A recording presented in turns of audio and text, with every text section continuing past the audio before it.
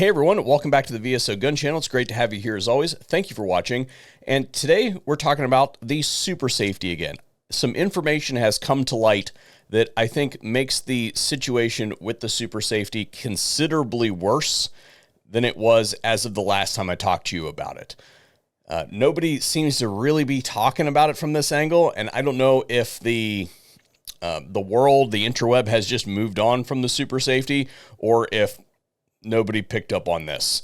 It would also require you to sift through the cesspool that is Reddit to get this information, which I won't do to you. Really quick, I want to recap where we are as of my last video. I'll have that video linked if you want to go get the whole synopsis, but basically the Super Safety is an augment for a semi-automatic trigger, and it's a push-button safety that it has 3 positions: safe, fire, and then special. And then the special position, it engages a little dongle that interacts with the bolt carrier group, and that causes a forced reset action. So it resets the trigger forward. It pushes the trigger forward so that you can pull it a second time. Again, this is a semi-automatic augment. It is not a fully automatic weapon. There is no way that if you have a literal reading of the current law that you can classify that as a fully automatic weapon. It is a forced reset trigger, which is a semi-automatic weapon. As much as some people would like that to be a fully automatic weapon, it is absolutely not. And if you're a gun control Looney Tune that thinks it is, then look, you need to go pass a law that rewrites the definition of machine gun, plain and simple. Currently, you don't got it. The Super Safety is the brainchild of Hoffman Tactical, who is a YouTuber and entrepreneur who is providing the intellectual property free of charge to anybody who wanted to download the files. And therein lies the difference between him and the people who actually got hemmed up for the Super Safety. So he was providing the files online free of charge, and as far as the current interpretation of law is concerned, that is First Amendment protected conduct, and I believe that it is First Amendment protected conduct. However, an outfit named TwinBros LLC decided they were going to take those plans and produce a physical product and sell it for sale to the public. And there is a substantive difference between expressing yourselves in a public forum, as Hoffman Tactical was doing, and physically manufacturing a product for sale that could potentially be construed to fall under the purview of the Commerce Clause. So they got rolled up for producing Super Safeties. And that's where we left off in our last video. Real quick, we're going to take a break for capitalism, hear a word from our sponsor, and then I'll tell you what I just found out. Quick service announcement for all of y'all. We have now 2 discount codes prepped up for you guys over at Mission First Tactical. One is for the all-day everything stuff, everything from their backpacks to their drinkware to the holsters to even the new translucent magazines that they just came out with. Really like the purple ones, by the way. And then a second code that is for everything that is getting ready to go away, about to be discontinued, the closeouts, if you will. Older backpack designs to their range bags, to their rifle cases, and even some of the larger drinkware items that didn't quite stick. That is going to be a rolling list that's going to change with time, but it's going to be like 50 or 60% off in many cases. So you can find all that information over at the affiliates page, and special thanks to Mission First Tactical for making today's video possible. Now, before I share this information with you, I'm going to tell you that I'm not going to show you any imagery of any evidence, because I don't want to be a source of any evidence.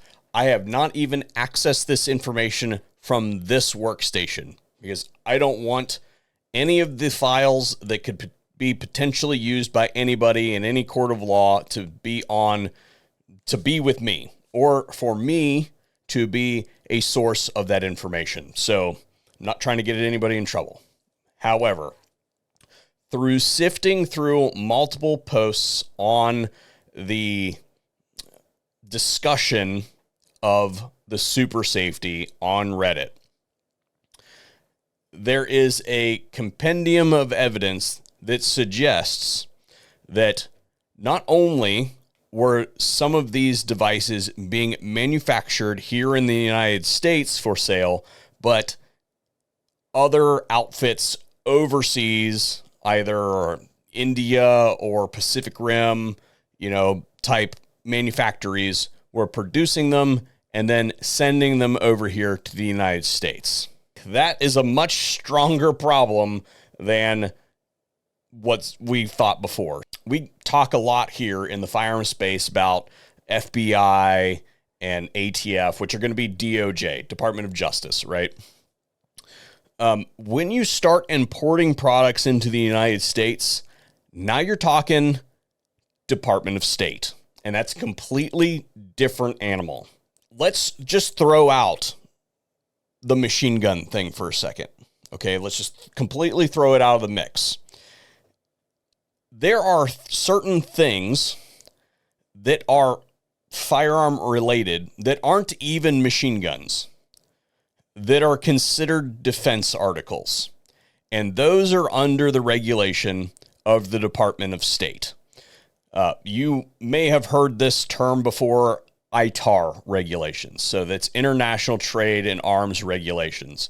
And that has to do with the import and export of various items. Again, some things that aren't even machine guns are considered defense articles.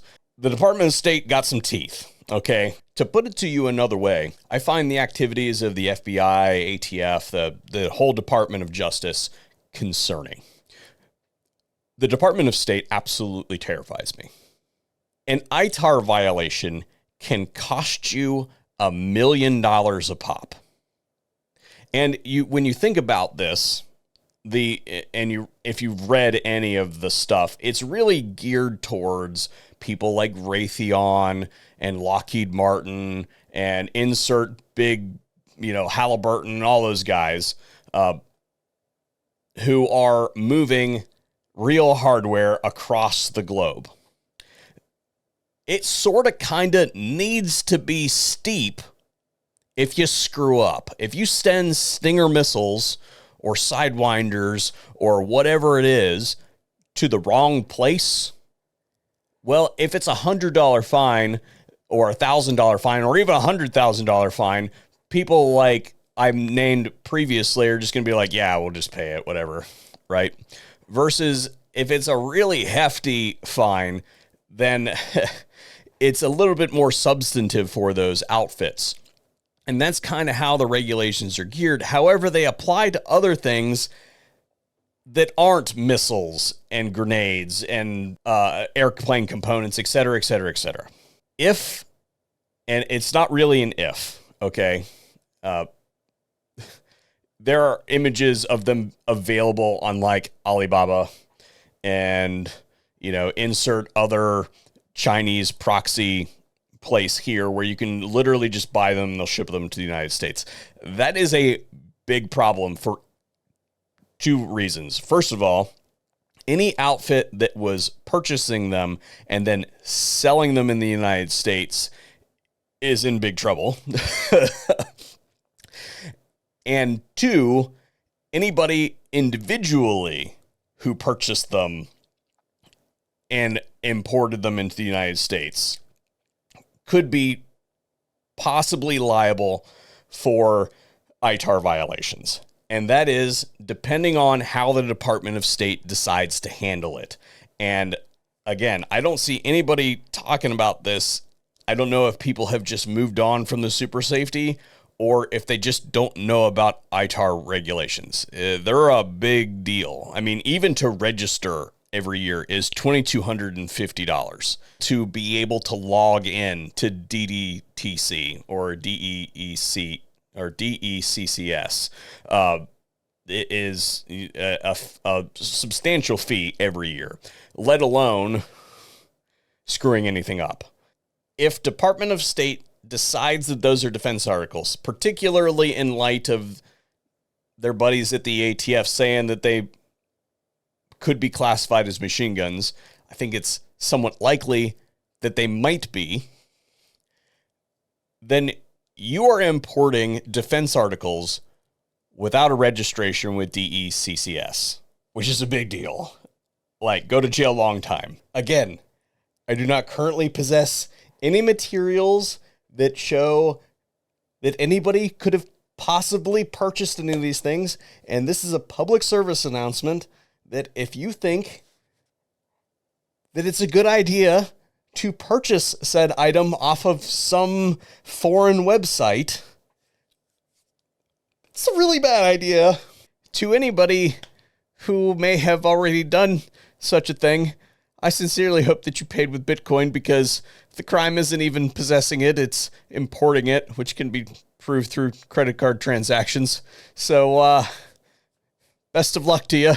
Anyway, we're over time, so I'm going to go ahead and break it off here. Let me know what you guys think about this in the comment section down below, and send this video out to people who you think need to see it, because I think this is a bigger deal and is going to become a bigger deal.